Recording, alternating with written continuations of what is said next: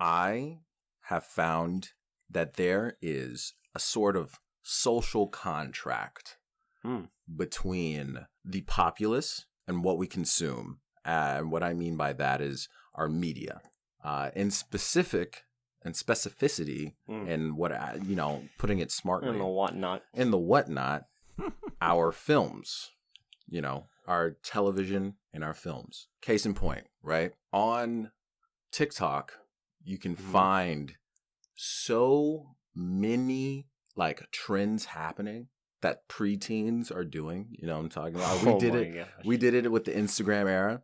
But even Vines. In Vines, yes. Take that idea of like doing like these little dance challenges, these dare challenges, these prank challenges, and put that on a larger scale. You go to the movies, right? You watch an action show, you watch an action movie. You see this guy, he's got an 8-pack. You know, we're talking Dwayne "The Rock" Johnson here. You know what I'm talking about? Beautiful human being. You look at this guy and you're like, what is he wearing? How is he presenting himself? You know?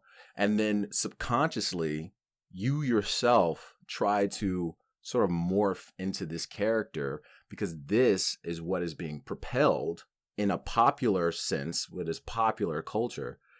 This is what being propelled is a cool guy, a man's man, a guy's guy. Yeah. Masculinity. You know what I'm saying? Yes. It presents us what we should be as men, and same for women as women. Yeah. The whole, like, what was it? Not Playboy. Like Sports Illustrated. Yeah. You know, those like cover models, Sports Illustrated cover models, or like all those modeling agencies in general. Oh, you know, showing a woman what their body has to be. Exactly. And I just find it so interesting that although now we are fighting the traditional sense of what is cool, what is manly, what is womanly, how we should be, there's still a sort of masochistic kind of vibe I'm getting from what we choose to approve of and what we choose not to. So like, say that there's this like beautiful, gorgeous woman, and she's like scantily clad. Scantily clad. We as a society will be like, oh man, we love to see it. But at the same time, we're like, if you do this on the regular, like if you're like walking outside, if I see it on the screen, it's okay. But if I go outside and I see that, no bueno, dude. Like, you need to stop being so gorgeous. Stop, put your clothes on, all of this kind of stuff. We love to see it on the screen, but we hate to see it, in our neighbor, Yeah. And sorry. I just find that super interesting to me. Yeah. I was going to say, so in other words, there's a lot of influence between film and TV in general, or just the film industry, any type of media, and pop culture. Yeah. And sometimes there's a disconnect, like the example you just gave. And that is actually super, super interesting. I kind of want to dive deeper into that. So I guess anyone that's listening right now, they know for sure the show The Queen's Gambit. That brand new Netflix show. Have you heard of it, Alex? Is it like a chess show? Yes. How did you guess? Because I was watching chess videos and it was recommended, and I thought it was like some special. I thought it was like a special like chess move. I didn't know it was a film. Well, yeah, it is. It is a popular opening to chess games, but the fact of the matter is that everybody is obsessed with chess now because this show on Netflix just pops up out of nowhere. It's a great show. I was obsessed with it before it was cool. I was a chess player back in middle school when people called me lame. I mean chess before. I played against my teammate. Before he would always wipe me. I liked it. Yeah, before we keep going, I just want to say, like 30 years ago, like if you like Star Wars or comic books, you were a nerd and a loser, whereas now like that makes you not necessarily cool, but like people have accepted it. It's mainstream. So now like people are like, "Oh yeah, the new Spider-Man movie. Oh, Dragon Ball. I love that." And exactly. And all that stuff. I find it goes right into like what we were talking about, how the popular culture is really just set up for us. Yeah. But we choose it, but we like, that's the thing that I'm questioning. It's like, which came first, the chicken or the egg? Do the people choose it, or do these companies? That's high key. Choose it? High key chicken and egg problem. You know what I'm saying? So what do you guys think? Like, which is it? The companies and like marketing agencies treating us, the casting agencies, are they choosing based on what they grew up on, or are they choosing for us what is popular, or are we choosing what's popular?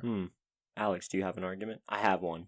So I feel like the way it works is a kind of cycle. So Star Wars is a nice example. Star Wars was not a really high budgeted movie, and they kind of just let George Lucas do whatever he wanted, and it became really popular. And then when it became really popular, then they started to exploit it. But in this situation, it wasn't popular first. It was made with a lot of passion, and it was a really nice product.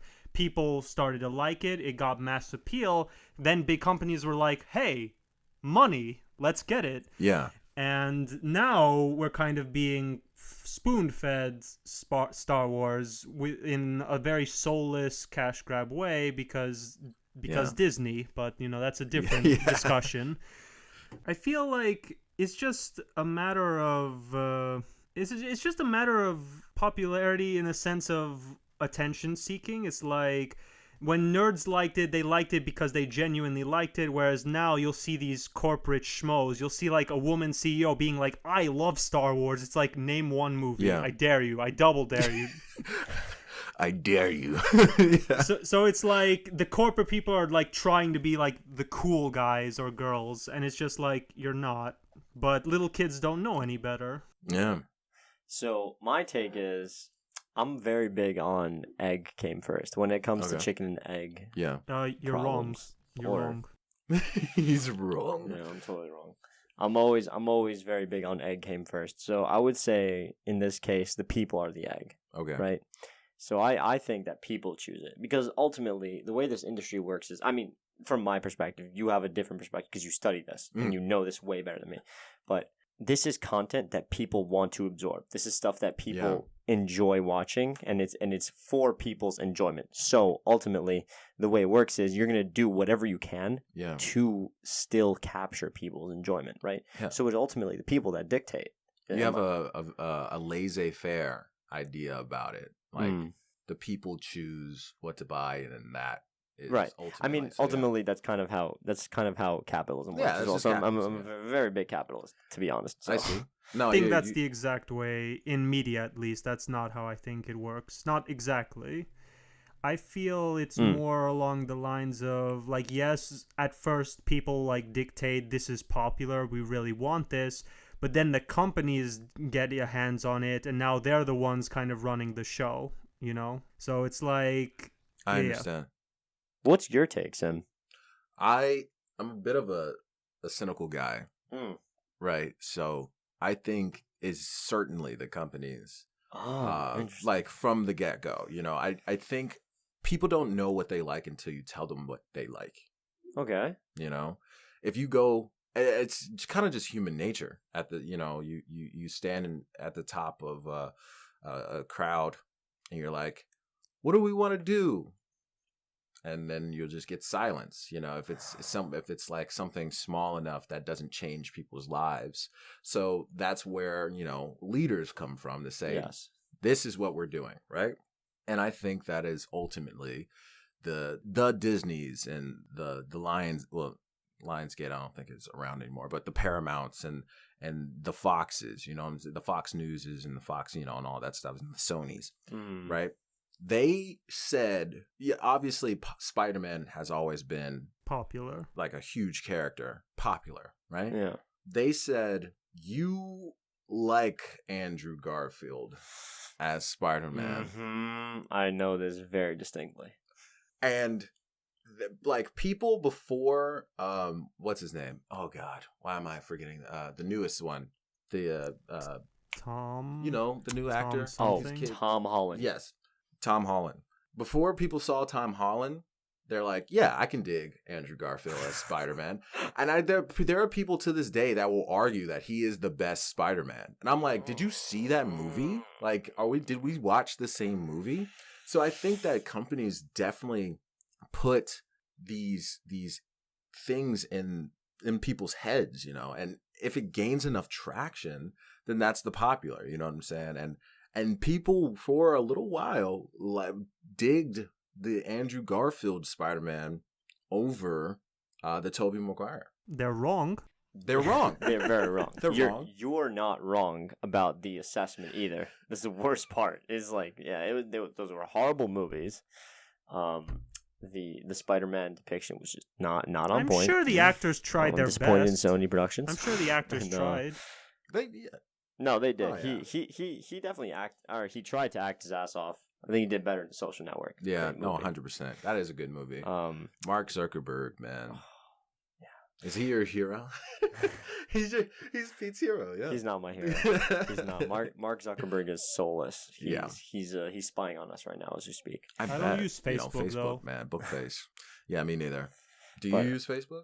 I don't. I mean, I have Instagram. Everyone has Instagram. I don't have a Facebook. Yeah, I have one, but it's like mostly for family and potential business.